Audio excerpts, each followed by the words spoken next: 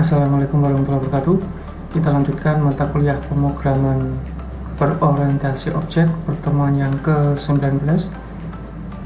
Hari ini kita akan membahas tentang konsep dari enkapsulasi ya. Di sini sudah saya kasihkan materi ajarnya, kemudian ada diskusi dan tugas ya. Untuk materinya langsung saya jelaskan. Pertemuan yang ke-19, konsep dari enkapsulasi. Enkapsulasi itu apa ya? Jadi kalau Anda perhatikan sekilas nih, dari kata kapsul ya, kapsul itu dibungkus, jadi di dalamnya isi kemudian dibungkus sesuatu ya. Apa yang dibungkus ya? Itu kelasnya dibungkus, itu berarti agar tidak semua orang atau sesuatu yang di luar kelas itu mengetahui isinya ya kan, dibungkus ya. Mekanisme atau cara untuk membungkus atau menyembunyikan data ya kelas ya yang isinya atribut dan metode ya dalam hubungan antar kelas dengan cara mengatur hak akses. Jadi tetap bisa dibuka bungkusnya, tapi cuma tidak semuanya ditunjukkan ya. Ada beberapa yang dibuka sedikit kemudian dibuka seluruhnya gitu ya. Mengapa harus disembunyikan? Jadi ada beberapa kelas yang sebenarnya tidak berkaitan atau tidak perlu dikaitkan dengan kelas tertentu ya, demi keamanan ya, sebenarnya demi keamanan. Di sini untuk membatasi atau mengatur hak akses antar kelas, untuk meminimalkan informasi yang seharusnya tidak diakses oleh kelas yang lain. Enkapsulasi tadi teknisnya adalah pengaturan hak akses tadi ya. Nah di OOP itu hak aksesnya itu ada pengaturannya ada 3, public, private, sama protected. Selama ini kita itu mulai dari pertemuan awal sampai pertemuan kemarin itu semuanya public ya. Jadi semuanya itu untuk bisa diakses oleh kelas yang lain gitu ya. Bisa diakses oleh kelas yang lain atau file-file yang lain ya, di luar kelas itu sendiri. Jadi public, umum ya. Jadi sebelumnya kita pakai public semua ya. Sekarang saya jelaskan untuk public itu seperti apa. Public itu atribut dan metode dapat diakses dari dalam dan dari luar dari kelas itu sendiri ya. Kemudian jika suatu metode atau atribut itu tidak dikasih hak akses, tidak diberi hak akses, jadi dibiarin aja tanpa public, private, atau protected, itu dianggap public. Jadi coding-coding kita sebelumnya itu kan tanpa public, private, protected ya, itu dianggap semuanya adalah public ya. Nah, itu makanya saya tadi jelaskan kita dari awal sampai tahun kemarin semuanya pakai public karena kita belum memberi hak akses ke setiap atribut atau metodenya. Kemudian di sini misalkan kelas A itu saya public semua. Jadi jika ada 3 kelas yang lain dan kemudian mereka saling akses ya, jadi kelas B bisa mengakses apapun yang ada di kelas A, kelas C juga bisa mengakses apapun yang ada di kelas A. Nah, gitu ya, karena di public ya. Jadi nanti kalau ada kelas-kelas yang lain ini public, jadi tetap bisa akses semua. Nah, akses ya, jadi dari luar kelas bisa akses selama public ya, public. Ini juga gitu, kalau kelas B juga public, dia juga bisa diakses di A dan seterusnya ya, selama di include ya kalau pakai PHP. Kemudian kalau private bagaimana? Kalau private itu hanya dapat diakses di kelas itu sendiri ya, jadi hanya untuk intern kelas itu sendiri kalau private ya. Nah, gitu ya.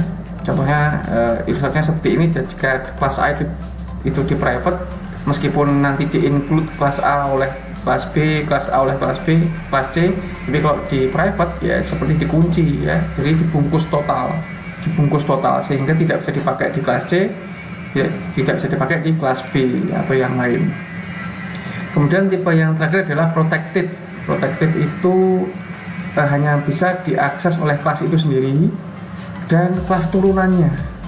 Jadi kalau seperti ini contohnya, kelas A ini saya protect, berarti jika kelas A1 dan A2 itu adalah turunan dari kelas A, maka dia bisa mengakses mengakses yang diprotected tadi ya. Tapi untuk kelas-kelas lain yang bukan turunannya itu tidak bisa mengakses gitu ya. Itu bedanya penjelasan dari public, private, dan protected. Nah gitu, ini tidak ada yang lebih baik karena semua sesuai dengan kebutuhan.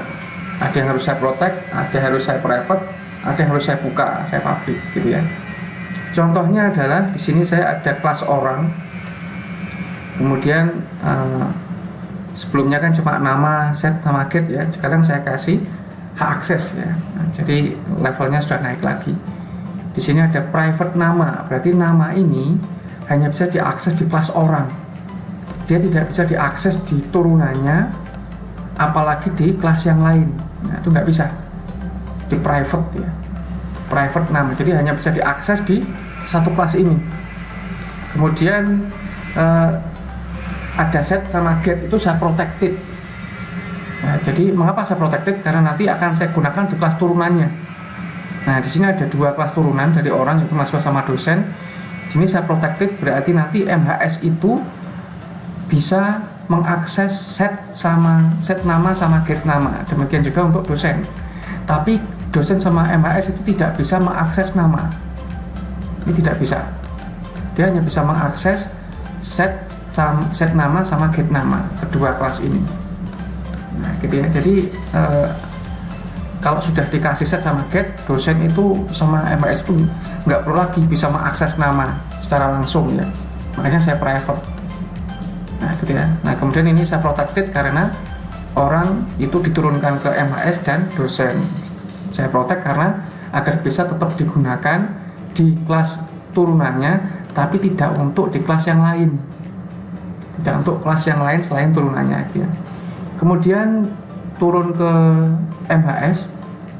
Di sini ada atribut NIM. Saya private juga. Jadi private ini berarti orang sama dosen dan yang lain itu nggak bisa mengakses NIM ini. Tidak bisa mengakses langsung. Nah, demikian juga untuk yang dosen ini juga saya private NIDN-nya. Jadi NIDN itu, isian NIDN itu hanya bisa diakses oleh dosen itu sendiri. NIM tadi juga gitu, hanya bisa diakses oleh MHS itu sendiri. Dia tidak bisa diakses oleh kelas yang lain. Kemudian set NIM, get NIM ini saya public. Mengapa kok di public ya? Karena nanti akan saya gunakan di file yang lain, main ini. Ya, kalau nanti saya protected, nah padahal dia nggak punya turunan mahasiswa, dia nggak akan bisa digunakan. Ya, dia nggak akan bisa digunakan karena protected itu hanya untuk kelas ini sendiri dan turunannya. Nah, sedangkan saya butuh set NIM dan get NIM ini di file yang lain, di main ya, di mainnya. Makanya saya public atau tidak saya kasih ini, nanti dianggap public. Nah, tapi ini saya kasih biar jelas ya.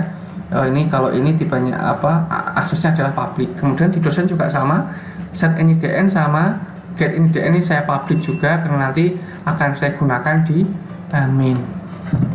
Jadi nanti waktu saya main itu saya buat objeknya dulu, MHS1 new MHS, saya buat objek ya. Kemudian saya set NIM sama get NIM. Nah, ini bisa saya pakai karena sudah dikasih hak aksesnya public. Demikian juga untuk yang dosen ya. Tadi ini saya buat dulu objeknya, kemudian saya isi set NIDN sama get NIDN ini. Ya, nah ini saya isi sembarang ya, titik-titik ini. Nah, ini bisa dipakai karena kita sudah set NIDN sama get NIDN itu saya atur atau saya aksesnya saya buat public sehingga bisa diakses di main. Nah, dia juga bisa diakses di MHS sebenarnya. Ya, nah nanti untuk apa ya? Misalkan untuk dosen pembimbing. Nah, kan butuh itu. Makanya saya buka setnya. Jadi misalkan NIM ini dosen pembimbingnya ini, ya. Kemudian set NIM juga saya public sehingga bisa diakses di dosen. Untuk apa? Kemarin misalkan dosen ini membimbing mahasiswa ini, atau mungkin ada kepentingan yang lain ya, dosen dan mahasiswa. Jadi kalau di public itu bisa dibuka di main, bisa dibuka di antar kelas, bisa juga dibuka di orang. Nah, tapi ini tidak ada manfaatnya kalau masuk sini. Tidak ada manfaatnya untuk masuk orang kalau NIDN sama GetIDN ya. Ini kan karena kelas ini kelas parent, ini anak-anaknya, kemudian dia diakses di file yang lain ya. Jadi nanti bagi Anda yang nggak pakai main, Anda langsung buat buat objeknya di file yang sama, tapi kalau di luar kelas itu nggak akan bisa diakses ya kalau Anda setting private atau protected. Jadi nanti waktu Anda bikin apa misalkan file PHP ya. Nah, ini ada tag ini ya, tag PHP, kemudian akhir PHP ya, akhir PHP. Kemudian di sini kan ada kelas ya, kelas apa, kan ada kurung kurawal ini, kurung kurawal buka dan kurung kurawal tutup misalkan di sini awal akhirnya ya. Ini isi kelasnya. Ini ada atribut, ada metode. Nah, ini kalau Anda private di sini, Anda private nama misalnya, meskipun jadi satu file, tapi kalau Anda tutup akhir kelasnya, Anda pakai di sini tuh nggak akan bisa. Ya, jadi private itu maksudnya itu hanya bisa dipakai di antara kurung kurawal ini, meskipun dia jadi satu file ya. Tapi kalau Anda sudah tutup kurung kurawalnya, berarti ini tanda akhir dari kelas ya. Meskipun Anda taruh di bawahnya ini sudah dianggap di luar kelas ya. Anda protected, Anda private itu sudah nggak bisa dipakai kalau Anda letakkan di luar kurung kurawal, meskipun jadi satu file ya. Makanya saya biasakan Anda membuat main sendiri biar nggak bingung nanti mainnya. Jadi ini taruh sini. Jadi kelas ini hanya untuk kelas, isinya ya cuma kelas ya.